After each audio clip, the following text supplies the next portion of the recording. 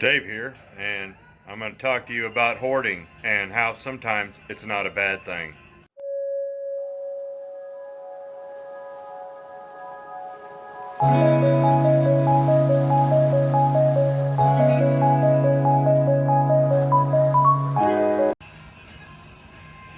So as I was digging through my back room tonight, I found my glasses, and yeah, we'll take those off.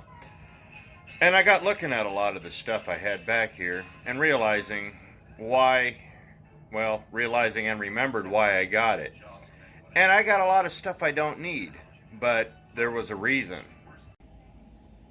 As I'm digging through my back storage room here, I have this Torino base model grill that's gonna go on the car as soon as I get it done up. You know, I have things like extra tail lights, and I got speakers and stacks of CBs and a Singer sewing machine and just all sorts of stuff around here.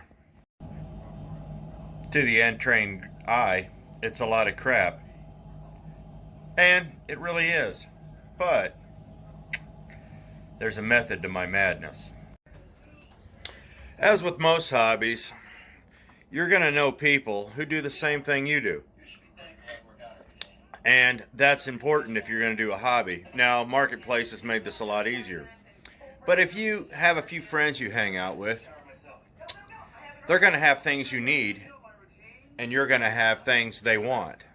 This is where buying things you don't need comes in handy. I have a lot of extra car parts that I don't need, and there's a reason for that, and I trade them off and use them to get things that I need, because there's a lot of times I find things I don't necessarily need, but I get them at such a great deal, I know I'm going to find somebody who needs them. Now, there's another aspect to this. If you deal with as many pawn shops as I do and you buy a lot of secondhand stuff, be familiar with what your friends' hobbies are, because you know they may have more than one, and just like you have more than one. And if your friend has a hobby that's not really yours, but you see something you know he'll like or something he's been looking for, and you can get it on a deal, pick it up. If he really wants it and you know he's looking for it, he'll trade you some car parts and or whatever else he has that you need. You know, deals are made like this all the time, so that's something else to think about. Finding deals like this, you know, is something that I've always been good at. If you go and you build relationships with people, you know, friends, family, and other hobbyists, you can find a lot of the things that you want in this world, and you can find them at a good discount price. I deal with a couple of pawn shops, and they have a lot of neat stuff. And I've been doing business with them for years. I've developed a good relationship with them. And I'll tell you what, when they have something I want, they'll cut me a deal. So it's not necessarily a bad thing, you know. Secondhand stuff is pretty good. You don't have to have new all the time. And a lot of this stuff that we work on out here is kind of some of it there is no repop stuff. Now you looked at my back room, you saw an old there's a 1910 Singer sewing machine. I have no idea what I'm going to do with that. I picked it up for 16 bucks, but it works and it's almost all complete. Somebody out there wants that. Or if I get a good deal on a sewing table, I can put it on a sewing table and turn around and sell it for $175. You know, it's finding a deal. Sometimes finding the deal or turning things into cash involves a little bit of work and a whole lot of patience. So as I close this little video, it's not terribly long and it wasn't meant to be. Have a little bit of patience. Shop. Be smart about what you do. And if you see something that's in your wheelhouse but it's not something that you need, or it's a spare or it's an extra, and they don't want an arm and a leg for it, pick it up. Because I guarantee you, you're going to need it later, and you're going to go back and it'll be gone because somebody else will need it too.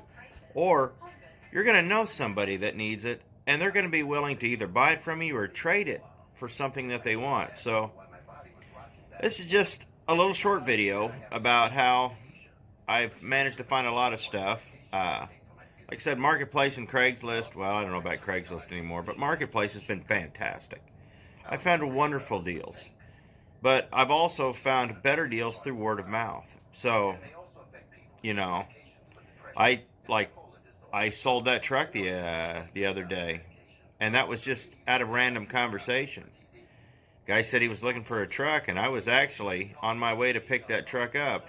I was going to go down and pick it up, and I said, "Yeah, I'm going down to pick up a truck." And he says, "Well, I'm looking for a truck." And I said, "I got a deal for you."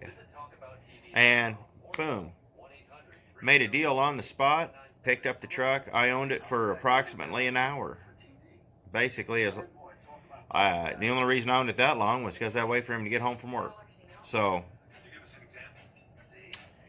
just keep your eyes open, keep your ears open, keep your mouth shut, listen, and more importantly, be patient, because idle talk will lead you to a lot. And, you know, these car guys talk. If they know where this is or they know where that is, you know, ask them.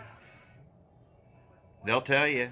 And if they got something that you want, a lot of times they'd rather trade. So just a little bit of information and how I do it. So hope this has been helpful.